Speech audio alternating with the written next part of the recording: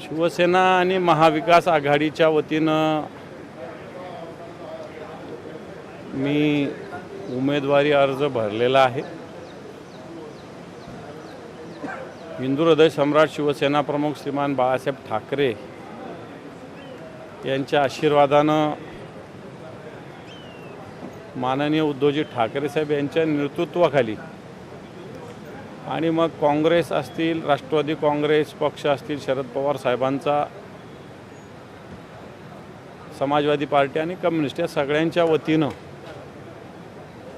मला उमेदवारी देण्यात आली। सगळ्या पक्षांनी एकमताने माझा एकट्याचा फॉर्म भरला आणि मला असं वाटतं की निवडणूक ही बिनविरोध होईल असं मला स्पष्टपणे वाटतं।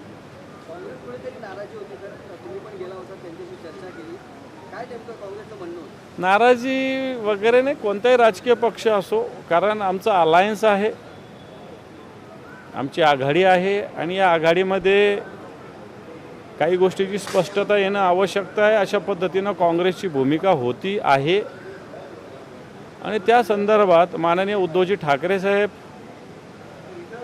काँग्रेसचे या राज्याचे प्रभारी चेन्नीथला साहेब, वेणुगोपाल साहेब यांची एकमेकात चर्चा होऊन मला असं वाटतं उद्धवजी ठाकरे साहेबांनीही आम्हा शिवसेनेच्या नेत्यांना आणि माननीय काँग्रेसच्या नेतृत्वाने इथले प्रदेशाध्यक्ष असतील, नेते असतील, यांना ज्या सूचना दिल्या त्या सूचनेप्रमाणे आम्ही सगळे काम करतोय। सर, आता विजय वडेट्टीवार तुम्हाला भेटेन असं म्हटलेलं आहे का विधान परिषद तुमची आणि राज्यसभा आमची, असं एक सूचक वाक्य म्हटलेलं आहे का?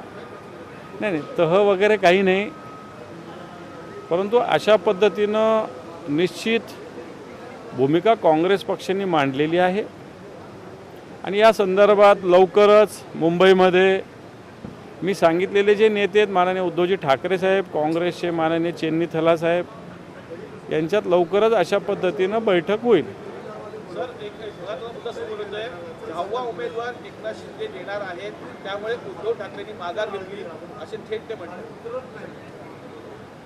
मला वाटतं मी आता राजकीयाच्यात बोलत नाही, मी उमेदवारी अर्ज भरलेला आहे महाविकास आघाडी, एवढंच मला माहिती आहे। नाही, थेट म्हटलेलं आहे का आम्ही फक्त एक चिचकी दिली तर घाबरली उभाटे, थेट असं त्याचं म्हणणं आहे सर। मला असं वाटतं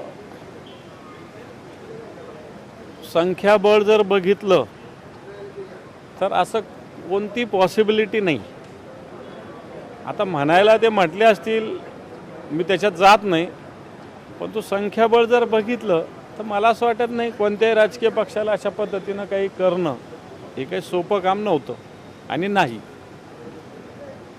थँक्यू।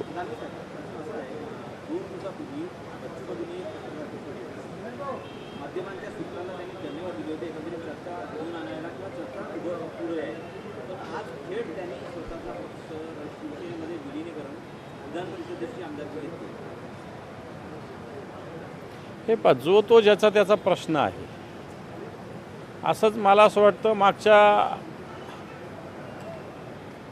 4 की 6 वर्षापूर्वी नारायण राणे साहेबांचा एक पक्ष होता, संघटना होती स्वाभिमान, त्यांनी अशाच पद्धतीनं भारतीय जनता पार्टीत विलीन केला होता। तशाच पद्धतीनं बच्चू कडू साहेबांनी केलं असेल। बच्चू कडू एक लढाऊ कार्यकर्ते, नेते, एवढं तर मानलं पाहिजे। बाकी वैचारिकदृष्ट्या त्यांनी त्यांचा निर्णय घेतला असेल, त्याच्यात आम्ही काही बोलावं किंवा आमचे हे बघ, ज्याचं त्याचं जे ते मत असतं, गणित असतं, त्याच्याविषयी मी बोलणं योग्य होणार नाही।